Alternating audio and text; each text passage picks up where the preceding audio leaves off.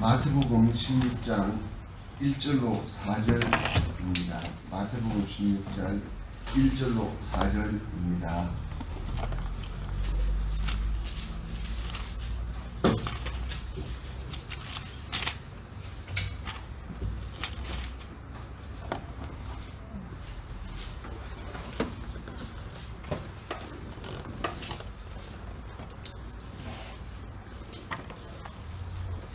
마태복음 16장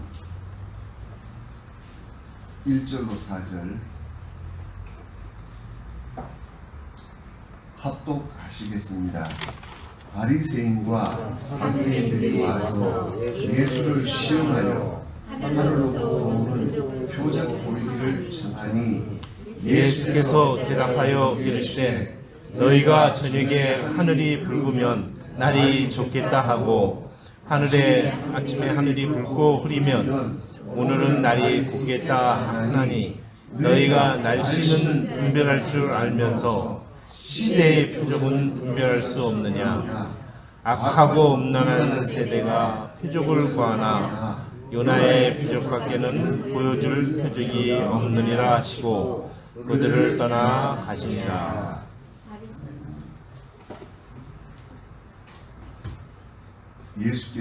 예수님께서 바리새인과 사두개인들의 표적 요구를 거절하신 사건의 기록이 오늘 본문입니다.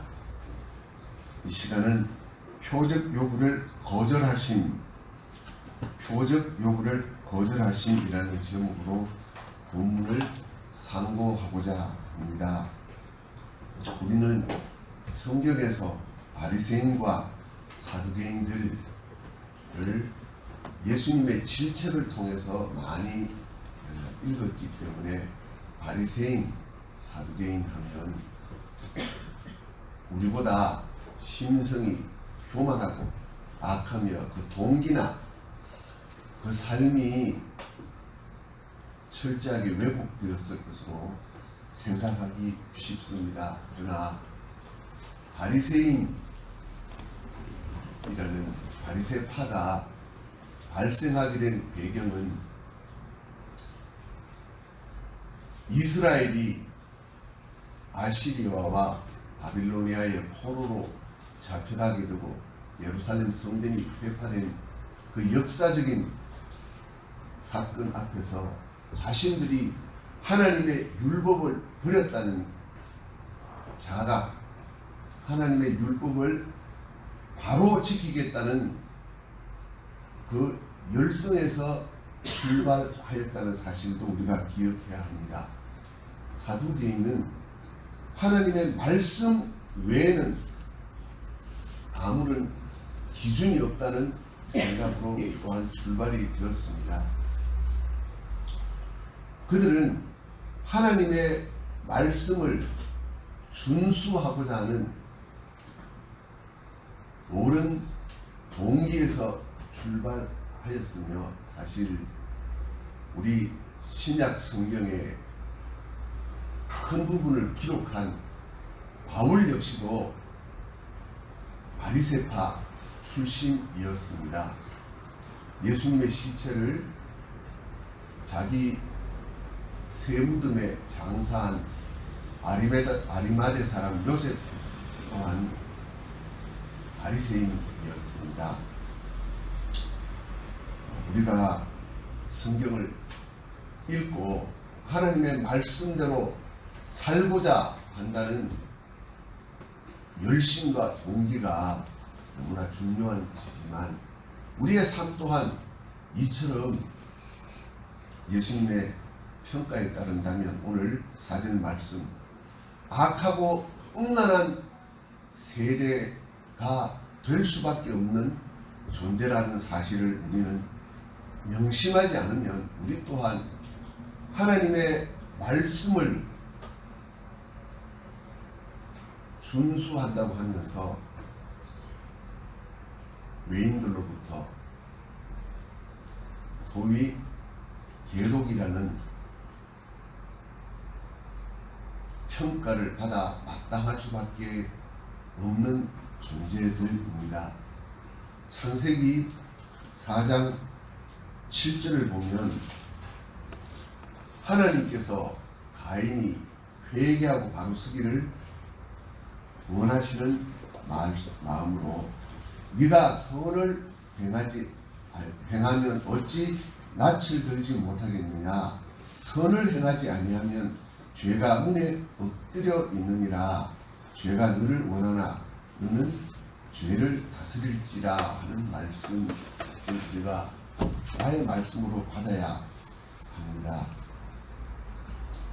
선을 행한다 하는 말을 우리는 내가 노력으로 하나님 말씀대로 사는 것이라 오해하기 쉽습니다. 그러나 우리는 이미 선을 행할 수 있는 능력도 선을 알 수 있는 지혜도 없는 존재라는 사실을 우리가 알아야 합니다.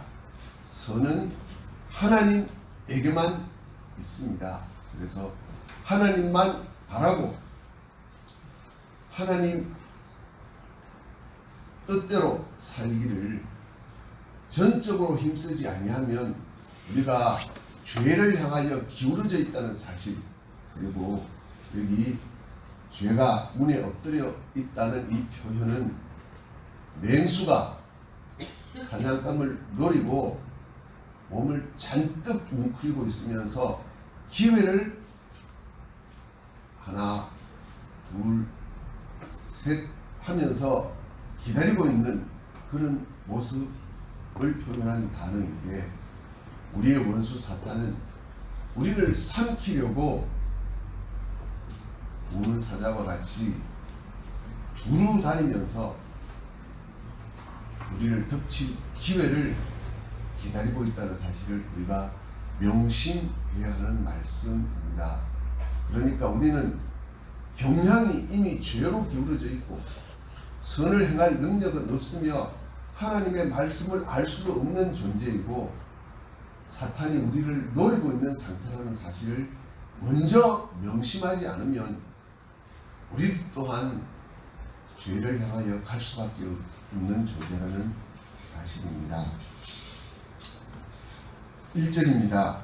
바리새인과 사두개인들이 와서 예수를 시험하여 하늘로부터 오는 표적 보이기를 청하니, 바리새인들이 예수님께서 행하신 일들을 보고 율법에 빗대어서 비난하거나 반대하는 일들이 마태복음 12장, 15장 등 계속 있어 왔습니다. 그들이 내세우는 율법은 사실 예수님의 그림자에 불과한 것이며, 율법을 주신 목적이 그들을 예수님에게로 인도하기 위한 것이었는데도 이러한 현상이 일어났습니다. 오늘 본문에는 바리새인들과는 종교적인 면만 아니라 정치적, 사회적, 그리고 의식적인 면에서 서로 극단적으로 대립하는 바리새인들과 사두개인들이 예수님을 시험하려고 그리고 대적하려고 함께 나타나는 것은 시편 2장 2절 세상의 군왕들이 나서며 관원들이 서로 꾀하여 여호와와 그의 기름 부음 받은 자를 대적한다는 말씀대로 사탄은 소위 하나님의 언약 백성이라고 믿고 있고 아브라함을 그들의 아버지라고 굳게 믿고 있는 그들을 통해서 사탄의 일을 이루려고 하고 있다는 사실을 적나라하게 보여주는 사건인 것입니다. 마태는 그들이 예수께서 보는 것이 시험하기 위한 접근이라고 언급하였는데, 그들이 동리를 드러낸 뱀처럼 예수님의 발뒤꿈치를 공격하려는 의도가 그대로 묻어나고 있다는 사실을 암시합니다. 그들은 예수님의 교훈을 내가 잘 모르기 때문에 좀 더 알아보려는 것이 아니라 처음부터 자기들의 기존 신앙 체계 나아가서 자기들의 그 신앙적인 위치를 굳게 하고자 하는 선입견을 고수하는 동시에 예수님을 무조건 음해하려는 저희를 숨기고 있었던 것입니다. 또한 우리말로 청하니라고 번역된 원문은 단순한 질문이 아닌 강압적인 요구의 성격을 띤 질문의 의미로서 그들의 악의에 찬 의무를 강조하고 있습니다. 그들은 하늘로부터 오는 표적을 요구하였습니다. 하늘로부터 오는 표적. 우리는 하늘로부터 오는 표적 발견하기를 힘써야 합니다. 하나님께서 말씀을 주신 것이 바로 우리에게 하늘로부터 오는 표적을 우리가 보고 깨닫기 위하심입니다. 그러나 이 요구에는 예수님께서 보여주시는 이 표적들 예수님이 메시아라는 사실을 드러내는 많은 표적들, 이 표적들을 그들은 사탄에 의한 이적으로 판단한다는 그들의 악한 도전이 숨겨져 있습니다. 그 표적들을 본, 예수님이 하는 일들을 본 유대인들뿐만 아니라 이방 여인 가나안 여자조차 예수님을 다윗의 자손 예수님이라고 알 정도로 예수님의 하는 일들은 예수님을 하나님의 아들이심을, 우리를 구원하실 구세주이심을 드러내는 표적들이었습니다. 그러나 바리새인들은 사탄의 도구가 되어서 귀신의 왕 바알세불의 이적이라 주장하였고, 오늘 또다시 하늘로부터 오는 표적을 보이라며 사탄적인 도전을 하고 있는 것입니다. 2절로 3절입니다. 예수께서 대답하여 이르시되 너희가 저녁에 하늘이 붉으면 날이 좋겠다 하고 아침에 하늘이 붉고 흐리면 오늘은 날이 붓겠다 하냐니 너희가 날씨는 분별할 줄 알면서 시대의 표적은 분별할 수 없느냐. 마태복음에는 예수께서 대답하여 이르시되라고 예수님께서 대답하셨다 정도로 기록하였지만 경행구절인 마가복음 8장 12절에는 예수께서 마음속으로 깊이 탄식하시며 이르시되로 기록되어 있습니다. 이것은 예수님께서 바리새인과 사두개인들의 그 악함을 탄식하신 것인 동시에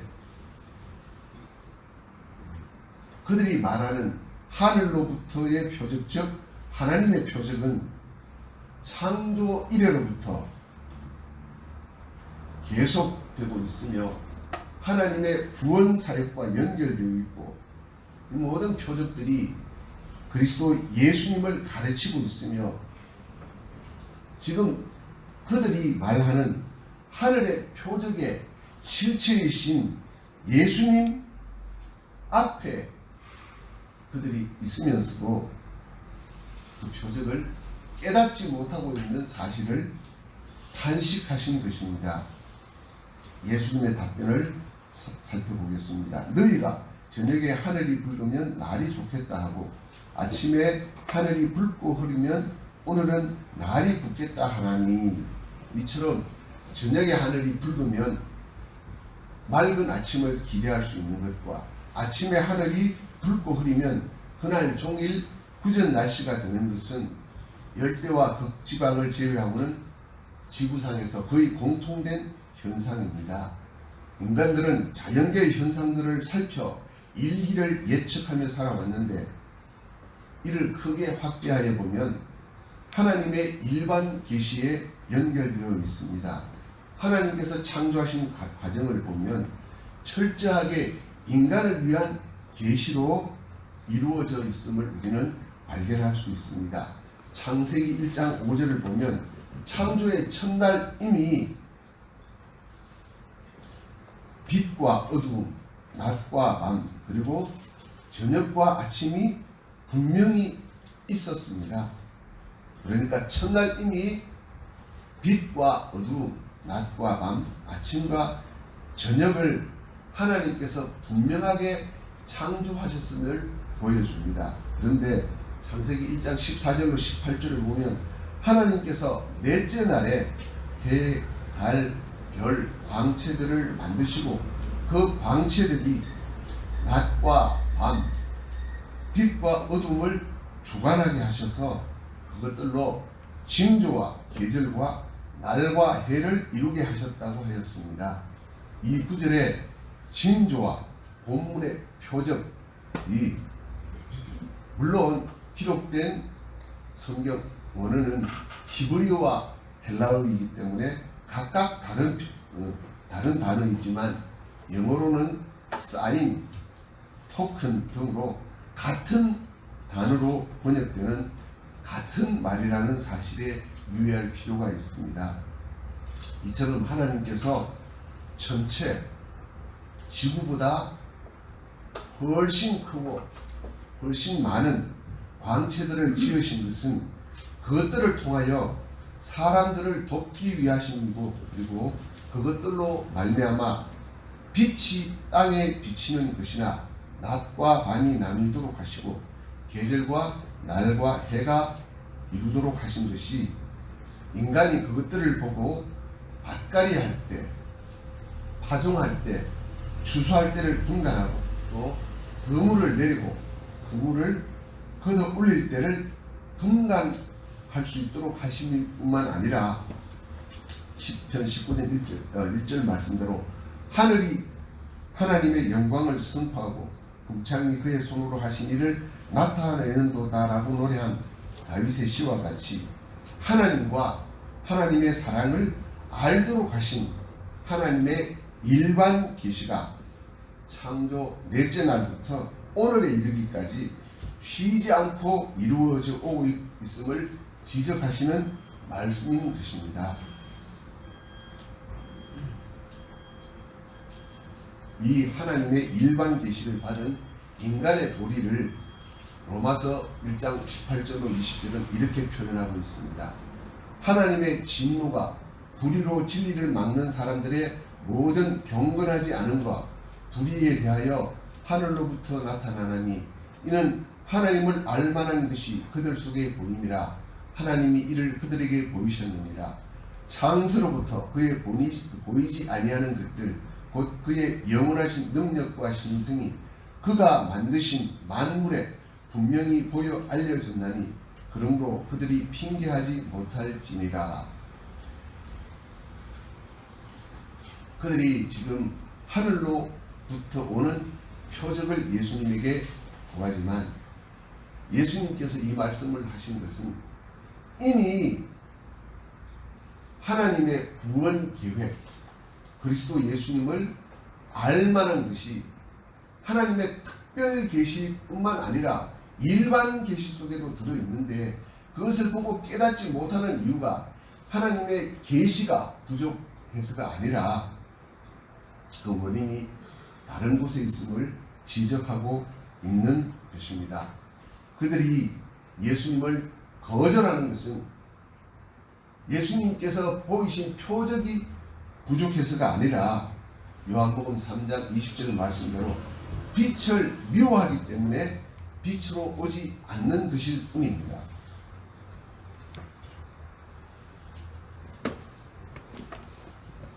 네, 4절입니다. 악하고 음란한 세대가 표적을 구하나 요나의 표적 밖에는 보여줄 표적이 없느니라 하시고 저희를 떠나 가시니라. 그들이 표적의 실체이신 예수님을 깨닫지 못하고 영접하지 않고 거절하고 배척한 이유를 본절히 밝히고 있습니다. 첫째, 악한 세대이기 때문입니다. 우리가 주기도문 할 때 악에서 구하시옵소서라고 기도를 합니다. 이 악이란 말은 우리 속에 있는 악을 의미하기도 하지만 사실 사탄을 가리키는 단어입니다. 그러니까 바리새인과 사두개인들이 비롯한 그 세대가 사탄을 따르고 있다는 질책의 말씀입니다. 사실 이 말씀은 오늘날도 해당되는 말이며 인류의 모든 세대는 한결같이 하나님이 아니라 악을 따르고 있다는 사실을 지적하는 말씀이기도 합니다. 둘째, 음란한 세대이기 때문입니다. 성경은 음란을 세상과 겉된 신앙생활을 가리키는 말로 사용합니다. 야고보서 4장 4절입니다. 간음하는 여인들아, 세상과 겉된 것이 하나님과 원수됨을 알지 못하느냐? 그런즉 누구든지 세상과 것이 되고자 하는 자는 스스로 하나님과 원수가 되는 것이니라. 예수님께서 오병이어의 표적을 보이신 것은 예수님께서 살을 찢으셔서 우리 영의 생명의 빵으로 주실 것을, 당신을 주실 것을 보이신 것이고, 모세를 통해 그들의 조상에게 만나를 먹이신 것이 사람의 생명의 빵으로 오신 예수님을 통해서 우리가 사는 것이지, 사람이 빵으로만 사는 것이 아니라 하나님의 말씀으로 사는 것을 보이시려고 하셨다고 분명히 성경은 기록하였습니다. 그들은 예수님께서 오셔서 이 표적을 행하신 것이 만나의 실체이신 예수님을 그들에게 보이시기 위한 것인데, 그들은 다시 광야의 만나 같은 빵, 즉 육신의 문제를 기적적으로 해결해 주시기만을 기대하고 있었습니다. 즉 하나님을 통해 세상 문제를 해결하려는 영적 음란에 빠진 세대인 것입니다. 음란한 세대는 악한 세대입니다. 그러니까 여기서 악하고 음란한 세대라고 표현한 것은 사실은 같은 사실을 두 단어로 표현한 말입니다. 악은, 그러니까 사탄은 영적 음란을 통해서 하나님이 함께할 수 없는 세대를 만드는 전략을 구사합니다. 사탄은 끊임없이 세상도 숨기고 하나님도 숨기는 편한 길을 제시합니다. 바리새인들의 결정적인 잘못은 하나님 앞에서 자기들의 의를 공로로 인정받기를 원한다는 사실에 있었습니다. 사두개인들은 하나님 앞에서 이 땅에서의 문제를 해결하는 타협판을 제시하였습니다. 예수님께서는 그들에게 필요한 것이 무엇인지를 지적하시고 그들을 떠나셨습니다. 요나의 표적이 무엇입니까? 물론 요나의 표적은 요나가 사흘 동안 물고기 뱃속에 있다가 나온 것은 그리스도 예수님께서 십자가에 못 박혀 돌아가시고 장사 지낸 바 되셨다가 제3일에 다시 사실 것에 대한 표적이었던 것도 사실이지만, 그때 그들에게 요나의 표적밖에는 보여줄 표적이 없다는 말씀은 요나의 표적을 본 니느웨 사람들이 요나의 심판의 선포를 듣고 회개한 것처럼 회개라, 천국이 가까이 왔느니라 외친 세례 요한과 예수님의 선포를 들었으니 그들도 회개하라는 말씀인 것입니다. 요나서 3장 4절로 9절입니다. 요나가 그 성읍에 들어가서 하루 동안 다니며 외쳐 이르되 40일이 지나면 니느웨가 무너지리라 하였더니 니느웨 사람들이 하나님을 믿고 금식을 선포하고 높고 낮은 자를 막론하고 붉은 베옷을 입은지라. 그 일이 니느웨 왕에게 들림에 왕이 보좌에서 일어나 왕복을 벗고 붉은 베옷을 입고 지위에 앉으니라. 왕과 그의 대신들이 조서를 내려 니느웨에 선포하여 이르되 짐승이나 소떼나 양떼나 아무것도 입에 대지 말지니 곧 먹지도 말 것이요 물도 마시지 말 것이며 사람이든지 짐승이든지 다 굵은 베옷을 입을 것이요 힘써 하나님께 부르짖을 것이며 각기 악한 길과 손으로 행한 강포에서 떠날 것이라. 하나님이 뜻을 돌이키시고 그 진노를 그치사 우리가 멸망하지 않게 하시리라. 그렇지 않을 줄 누가 알겠느냐 한지라. 요나는 니느웨 성읍에서 하루 동안 다니면서 40일이 지나면 니느웨가 무너지리라 외쳤을 뿐인데, 니느웨는 왕과 대신들과 온 나라가 회개하였습니다. 그러나 세례요한의 첫 선포가 회개하라 천국이 가까웠느니라 였습니다. 마태복음 3장 2절입니다. 그리고 세례요한은 회개하라 천국이 가까이 왔느니라 라고 3년 동안 회개의 세례를 전파했습니다. 그리고 예수님의 첫 선포 역시 회개하라 천국이 가까이 왔느니라 였습니다. 예수님께서는 공생의 3년을 회개와 죄 용서의 복음을 3년 동안 선포하신 것입니다. 오늘 본문은 그들을 떠나가시니라로 끝납니다. 이는 예수님께서 바리새인과 사두개인들과의 교제를 단호히 끊으시고 멀리하시는 사실을 보여줌과 동시에 그들에게 회개하지 아니하면 더 이상 예수님께서 주실 것이 없다는 것을 보여주는 사실이기도 합니다.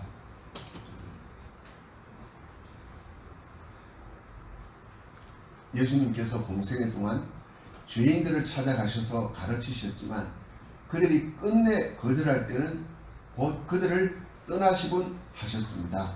우리도 역시 우리가 유혹의 욕심을 따라 썩어져가는 구습을 따르는 옛 사람인 채로 지내고 있음을 기억하고 회개하여야 합니다. 악하고 음란한 세대는 그들뿐만 아니라 우리 역시 악하고 음란한 세대라는 사실을 깨달아야 하기 때문입니다. 또한 우리는 우리 심령이 새롭게 되어 하나님을 따라 의와 진리의 거룩함으로 지으심을 받은 새 사람 입을 것을 믿고 간절히 소망하며 살아야 할 것입니다. 기도하겠습니다.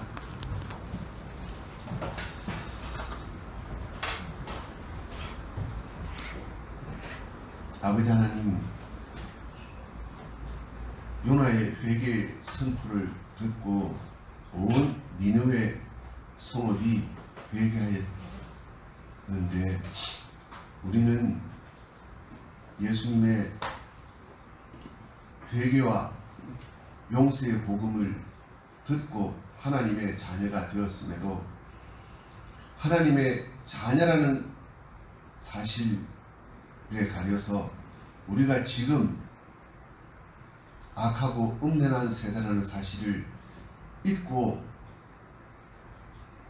의인인 것처럼 의를 이룬 것처럼